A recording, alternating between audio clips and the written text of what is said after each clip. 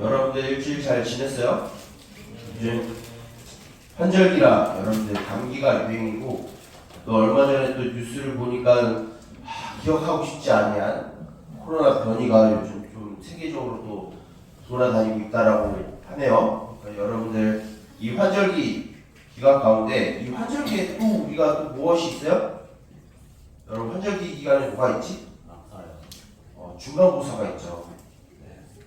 여러분들 중간고사 잘 보려면은 지금도 공부를 잘 하는 것도 열심히 하는 것도 중요한데 여러분들 몸 관리를 잘해야 시험도 잘 봅니다. 그런데 시험을 잘 보는 것보다 더 중요한 건 무엇일까요? 여러분들이 하나님의 백성으로서 살아가는 것이 시험을 잘 보는 것보다 100배, 1000배, 10,000배 더 중요합니다. 왜 그러냐면 우리들이 살아감에 있어서 공부는 한순간뿐이에요. 그런데 하나님과 살아가는 것은 영원입니다. 여러분들 영원한 것을 소망하고 여러분들이 더 값진 것을 여러분들의 보물로 여기고 살아가길 목사님은 간절히 원해요. 그래서 여러분들이 물론 공부도 열심히 하고 또한 여러분들의 취미를 잘 살리는 것도 너무 중요하지만 여러분들 하나님을 더욱 잘 섬기기 위해서 여러분들이 수고하고 또한 열심을 가지고 하나님의 말씀을 묵상하고 날마다 기도로 살아가기를 주님의 이름으로 축복합니다. 아멘. 여러분들은 혹시 관심 있는 과목들 있어요? 여러분들 좋아하는 과목들. 목사님이 제일 안 좋아하는 과목이 수학과 영어예요. 영어는 아주 좀 속된 말로 여러분들이니까 이제 여기서 속된 말로 영어는 완전 영어랑 수학은 완전 진병이에요. 진짜로 못해요. 그런데 목사님이 끝나고 운동을 이제 고등학교 2학년 한 4월쯤에 그만뒀는데 그 이후부터 목사님이 관심이 있는 과목들이 생겼어요. 자, 목사님이 어떤 과목을 좋아했을까? 목사님은 일단 역사를 너무 좋아했어요. 역사를 좋아했어요. 그리고 또 좋아하는 과목이 또 있었어요. 무엇일까요? 지리를 좋아했어요. 자, 뭘 하려고? 체육. 체육은 운동선수를 그만둔 지 얼마 안 돼서 체육을 싫어했어요. 그래서 살이 3개월 만에 8kg가 치는 불상사가 저질렀는데 목사님이 고등학교 2학년 때 이제 공부를 그때부터 시작을 했어요. 그래가지고 목사님 그때 좋아했던 과목이 역사랑 지리예요. 그러면 목사님은 출신이 어딜까? 이과일까 문과일까? 자, 문과예요.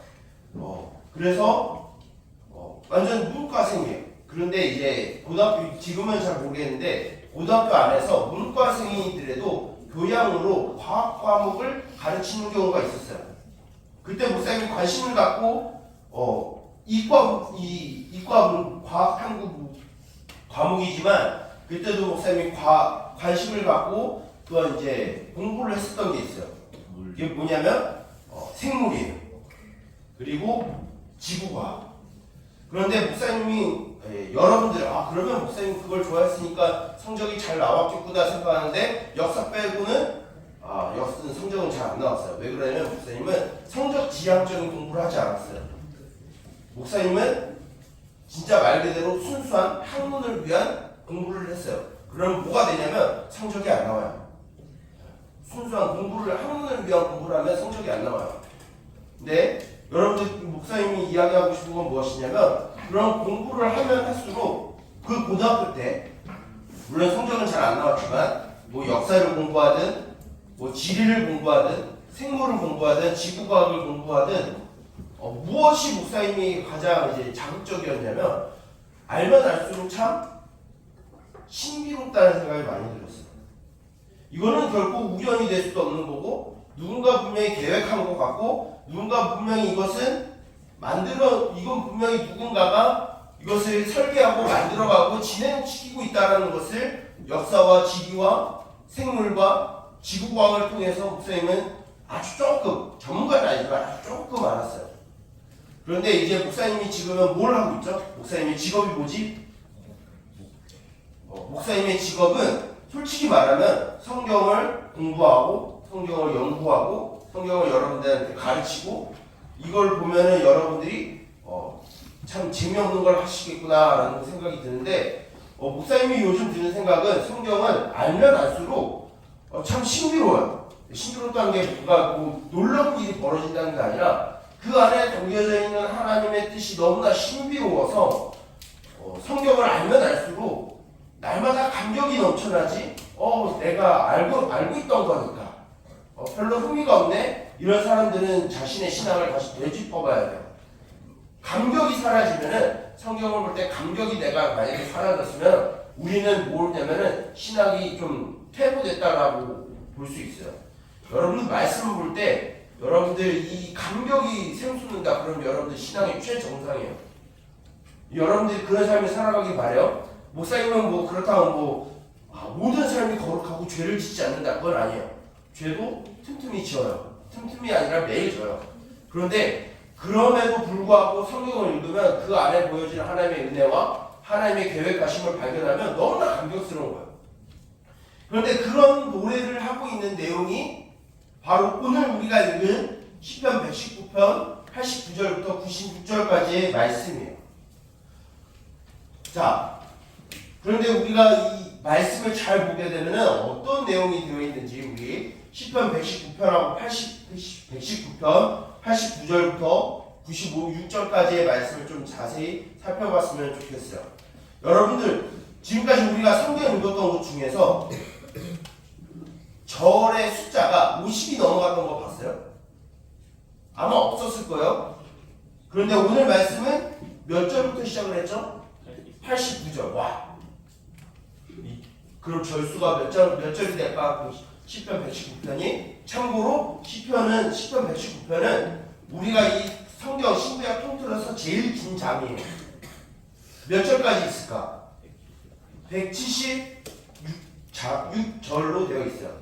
왜 그러냐면 이거는 여러분들 굳이 알 필요는 없는데 약간의 이제 성경적인 지식을 좀 알려주면 여러분들 우리가 한글을 이제 알파벳이라고 할 수 없지만 기억, 니은, 디귿이 몇 개가 있어요? 목사님 잘 기억이 안 나요. 28개 정도 있는 걸로 알고 있어요. 그런데 이 시편 119편은 히브리어라고 하는 이 단어의 알파벳이 총 몇 개가 있냐면 22개가 있어요. 그런데 그 알파벳 하나하나가 이 시편 119편에 몇 절로 되어 있냐면 8절씩 되어 있어요. 자, 여기에 수학 문제 22 곱하기 8 여러분 너무 쉽죠? 그럼 몇이죠?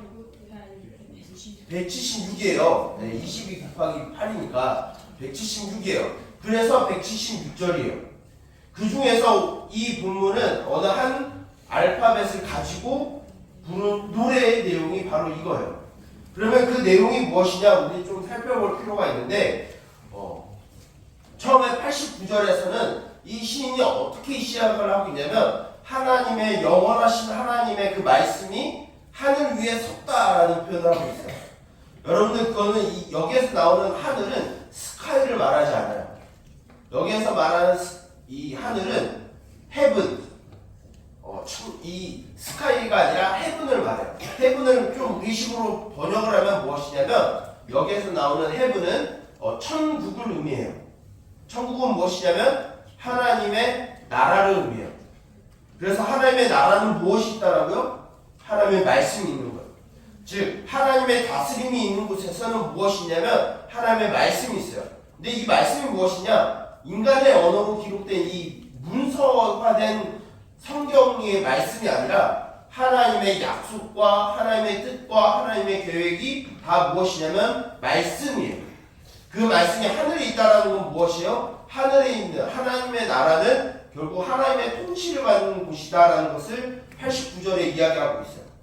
그런데 90절부터 91절은 무슨 이야기가 있냐면 그 하나님의 규례, 하나님의 말씀이 어디로 왔느냐 보면은 땅에 왔다라고 말하고 있어요.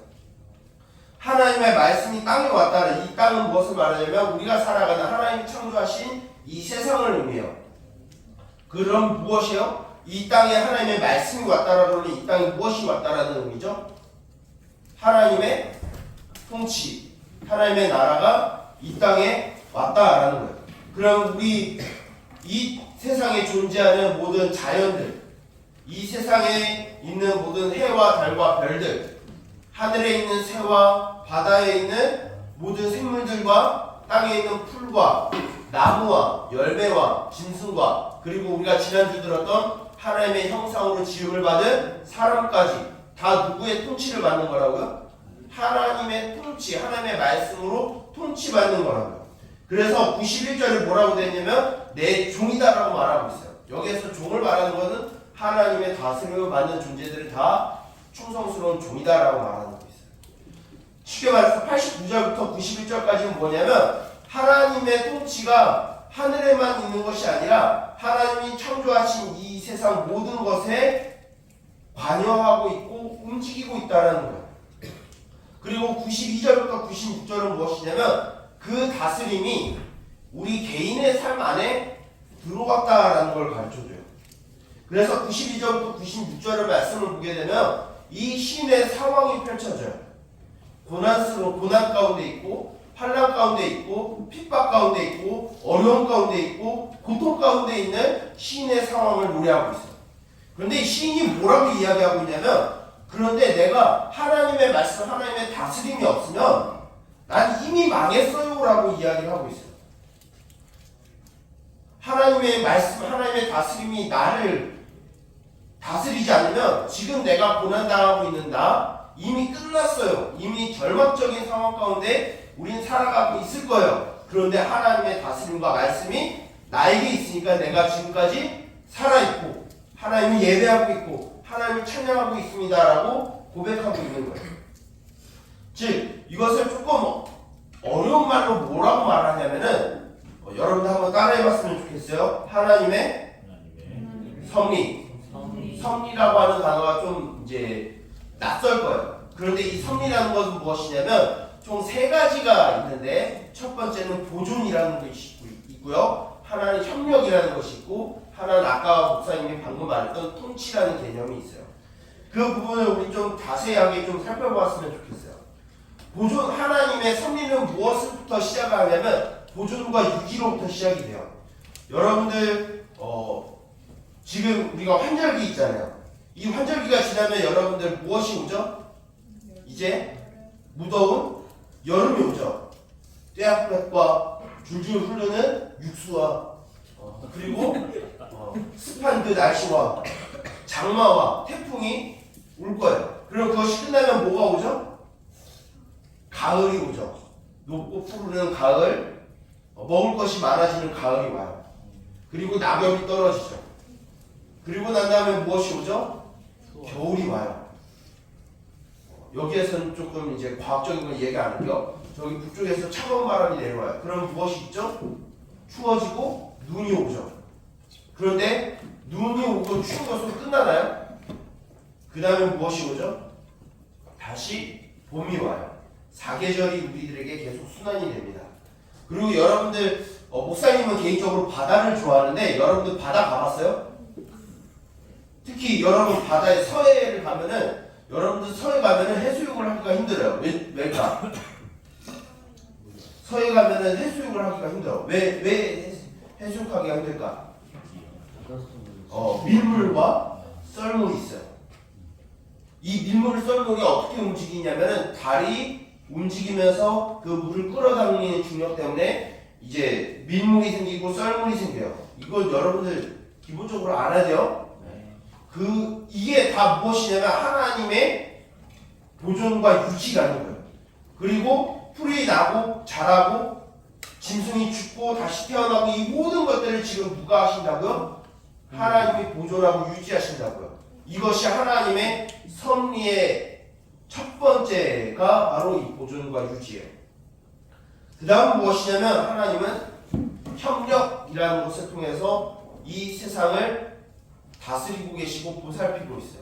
여기서 협력이라는 거 하는 건 뭐냐면 하나님과 동등한 위치에서 무언가를 한다는 게 아니라 하나님이 정하신 완벽한 질서가 있는데 그 질서 안에서 어떻게 유지가 되냐 이 세상이 이 하나님이 창조하신 이 피조물의 고유한 특성과 인간에게 주어진 자유의 의지를 통해서 이 세상이 흘러갈 수 있도록 하나님이 이 피조물 안에서 특히 인간을 통해서 이 세상이 하나님과 협력할 수 있도록 돌아가고 있는 거예요.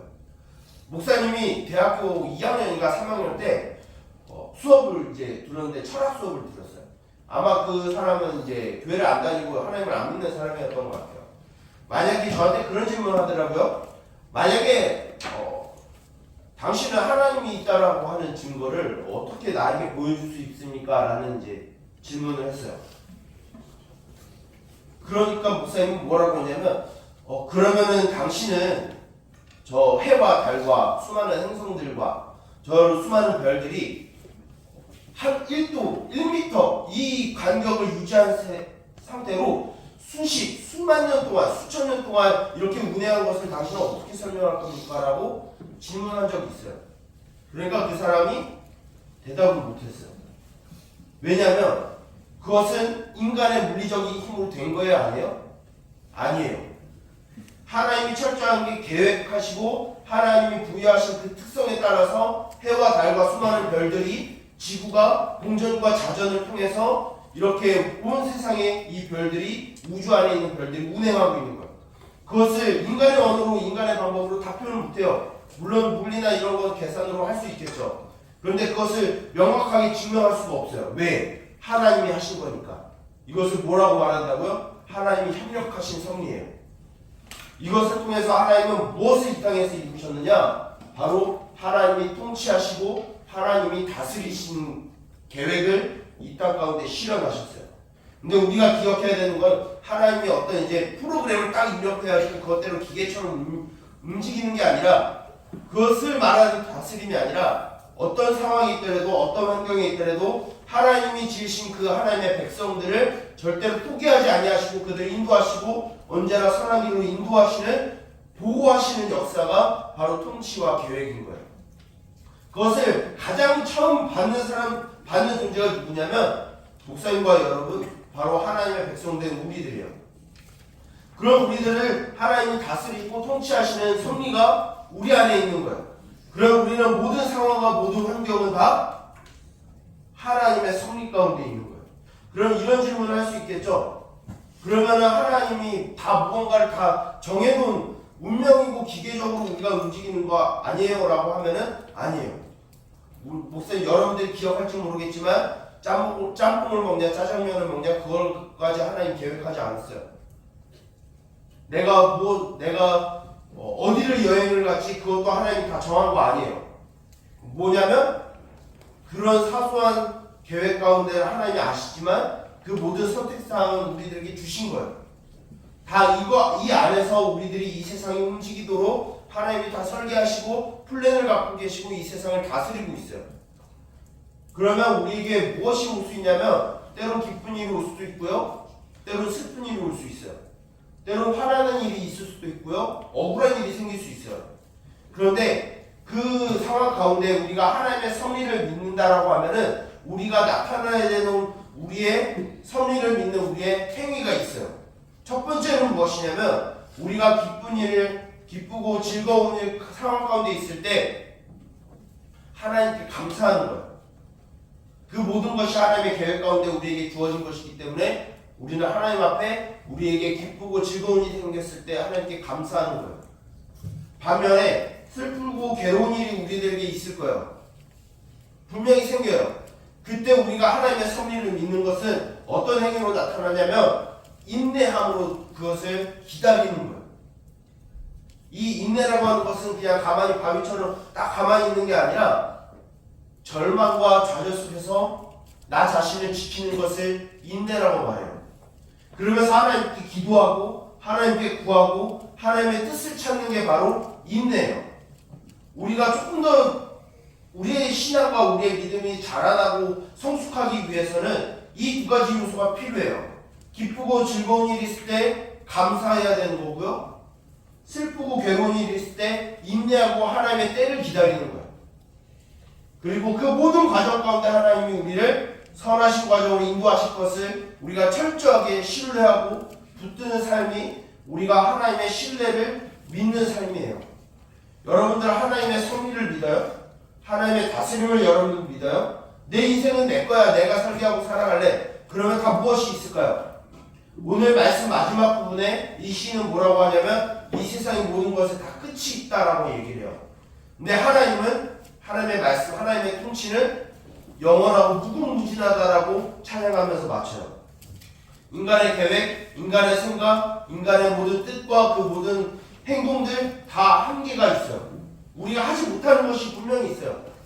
그런데 우리의 생각을 떠나서 우리의 마음을 초월하신 그 하나님이 우리의 모든 것을 아시는 주님께서 언제나 우리를 붙드시고 인도하시는 하나님이 우리와 함께 하신다는 사실을 우리가 믿으면 우리가 기쁠 때, 즐거울 때나 슬플 때나 괴로울 때나 화날 때나 억울할 때나 또한 내 자신이 무너질 때나 우리는 누구를 붙들어야 되냐면 하나님을 붙들어야 돼요. 돈을 붙드는 게 아니에요.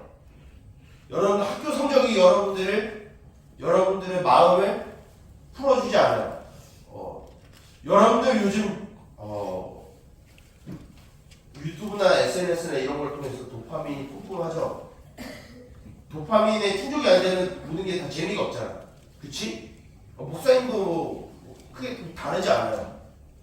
그런데 우리가 그 도파민은 영원하지 않아요. 목사님이 여러분들한테 하고 싶은 거는 우리가 이 교회 와서 물론 여러분들이 재밌으면 좋겠죠. 여러분들이 흥미를 가지면 참 좋겠어요. 그런데 여러분들 기억해야 될 것은 우리가 교회 나와서 예배드리는 건 우리의 만족을 위한 게 아니에요. 우리에게 부어주신 하나님의 은혜를 찾는 시간이 예배인 거예요. 여러분들이 그걸 기억했으면 좋겠어요. 여러분들이 찾고 싶어하는 그 즐거움, 여러분들이 그 기쁨, 여러분들 어디에서 찾냐면 여러분 삶에서 찾아요. 그 안에서 하나님이 여러분들을 부으시는 것에서 찾아요. 이 예배 자리에서는 여러분들이 찾아야 되는 건 무엇이냐면 여러분들을 향한 하나님의 섭리와 그 뜻과 계획을 듣고 그것을 믿음으로 살아가는 힘과 지혜를 얻는 시간이 이 예배 시간이에요. 많은 사람들, 하나님 믿지 않는 사람들 자연스럽게 살아가는 것 같죠. 그 사람들에게 언젠가 한계가 봉착할 거예요. 문제가 올 거예요. 그럼 그 사람들은 스스로 해결하는 능력이 없어요. 근데 여러분들이 이 말씀을 듣고 기억하면 여러분들 그것을 헤쳐나갈 능력이 생겨요. 그런데 여러분 스스로가 준 게 아니라 하나님이 그것을 주신 거예요. 그것을 우리는 뭐라고 말하냐면 하나님의 섭리를 믿는 것이다 라고 이야기를 합니다. 하나님은 이 세상을 창조하시고 방관하고 내버려 두신 분이 아니에요. 이 세상 깊숙이 우리의 생활 깊숙이 하나님이 개입하시고 관여하셔서 우리를 이끄시는 분이 하나님이에요. 우리가 보는 세상의 역사, 이 지구에 있는 그 모든 질이, 우리 몸을 구성하고 있는 그 모든 생명학적인 것, 그리고 온 우주 가운데 움직이는 그 모든 자연 현상들, 다 그것까지 하나님이 다 운행하고 계세요. 그리고 여러분들의 삶 모든 것들을 하나님이 신경 쓰고 있고 관심을 갖고 있어요. 그래서 우리는 하나님을 고백할 때 하나님은 우리의 생과 사와 화와 복을 주관하시는 분이다라고 우리는 고백해야 돼요. 여러분들은 목사님이 여러분들한테 뭐 당부하고 싶은 건 너무 많죠. 근데 그 중에 이 시간에 바라는 건 무엇이냐면 여러분들이 그 하나님의 섭리를 기억하고 기쁠 때나 즐거울 때나 슬플 때나 괴로울 때나 억울할 때나 화날 때나 하나님을 기억하고 하나님께 감사하고 하나님께 인내함으로 여러분들이 하나님을 신뢰하는 삶을 살아가기를 이 시간 바랍니다. 그래서 여러분들이 그냥 그냥 그 자리에 있는 신앙이 아니라 날마다 성장하고 날마다 성숙하는 신앙인생활을 가져서 날마다 여러분들 변화되고 여러분들의 삶이 회복되고 여러분들의 마음이 치유되는 그 놀라운 역사가 이 예배 시간을 통하여 일어나기를 우리 주님의 이름으로 축복합니다. 기도하겠습니다. 사랑의 하나님 아버지, 주님 감사합니다. 우리를 위하여 우리를 통하여 또한 일하시는 그 하나님의 놀라운 섭리에 대하여 우리가 기억하기를 소망합니다. 하나님의 나라와 그 하나님의 나라가 이 땅 가운데 이루어지기를 소망하며 또한 우리가 그 하나님의 나라를 이루는 일에 또한 쓰임받게 하여 주시옵소서. 사랑의 하나님, 우리 시간 간절히 주님 앞에 우리의 삶을 드리며 주께서 주시는 지혜로 말미암아 우리에게 주어진 일주일의 삶을 살아가길 원합니다. 도파민에 의존해서 살아가는 것이 아니라 돈과 성적에 사람들에게 얻는 인기에 우리가 우리의 삶을 의지하고 살아가는 것이 아니라 우리를 창조하신 하나님, 온 세계 만물과 인간의 역사를 주관하시는 하나님을 우리가 의지하여 신뢰함으로 살아가게 하여 주시옵소서. 나의 만족을 구하는 게 아니라 나의 필요를 채우시는 주님을 발견하게 하시고 그 주님과 날마다 깊은 교제 가운데 사귐 속에서 우리가 일주일을 살아가고 우리의 모든 인생을 살아가게 하여 주시옵소서. 이 예배를 마치며 다시 세상 속으로 흘러갑니다. 하나님을 믿지 아니하는 세상의 사람들과 똑같이 살아가는 것이 아니라 오직 우리를 사랑하시는 그 주님을 붙드시고 우리의 필요를 채우시며 우리를 돌보시고 지키시는 하나님을 발견하며 그 하나님과 날마다 동행하는 삶이 우리 가운데 있게 하여 주시옵소서. 이 시간 주께서 주시는 지혜로 말미암아 살아가게 하시고 날마다 찬양과 감사함으로 살아가게 하시며 모든 순간순간마다 주님을 의지하며 신뢰하고 인내하는 삶이 우리 가운데 있게 하여 주시옵소서. 이 모든 것을 예수님의 이름으로 기도드립니다. 아멘.